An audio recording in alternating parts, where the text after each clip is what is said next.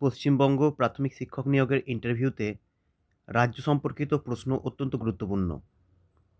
কতগুলি প্রশ্নের উত্তর নিয়ে আলোচনা করা হলো, যেগুলো ইন্টারভিউতে প্রায় জিজ্ঞেস করা হয়। পশ্চিমবঙ্গের বর্তমান শিক্ষামন্ত্রীর নাম কি? উত্তর: শ্রী ব্রাত্য বসু। পশ্চিমবঙ্গের রাজ্য পশুর নাম কি? পশ্চিমবঙ্গের রাজ্য পশুর নাম হচ্ছে মেছো বিড়াল, ইংরেজিতে বলা হয় ফিশিং ক্যাট। পশ্চিমবঙ্গের রাজ্য পাখির নাম কি? শ্বেতকণ্ঠ মাছরাঙা, হোয়াইট থ্রোটেড কিংফিশার। রাজ্য ফুলের নাম কি? শিউলি, নাইট ফ্লাওয়ারিং জেসমিন। পশ্চিমবঙ্গের মোট জেলার সংখ্যা কয়টি? বর্তমানে পশ্চিমবঙ্গে মোট 23টি জেলা আছে। পশ্চিমবঙ্গের সর্বোচ্চ শৃঙ্গ কোনটি এবং তার উচ্চতা কত?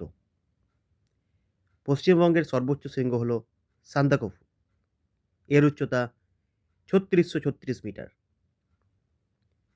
পশ্চিমবঙ্গের দীর্ঘতম নদী কোনটি? গঙ্গা নদী হল পশ্চিমবঙ্গের দীর্ঘতম নদী।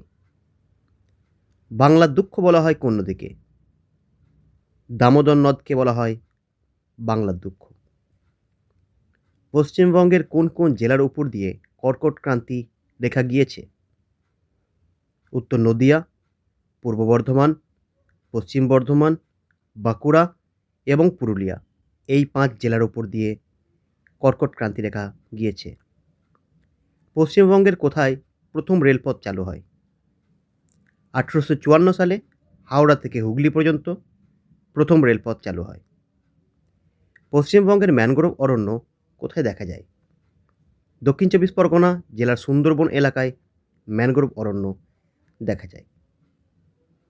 এর পরের ভিডিওতে আমরা আরও অনেক রকম প্রশ্ন, যেগুলি ইন্টারভিউতে করা হয়, সেগুলো নিয়ে আলোচনা করব। পরের ভিডিওটা দেখার জন্য চ্যানেলটি সাবস্ক্রাইব করুন এবং ভিডিওটি লাইক এবং শেয়ার কমেন্ট করুন। ধন্যবাদ।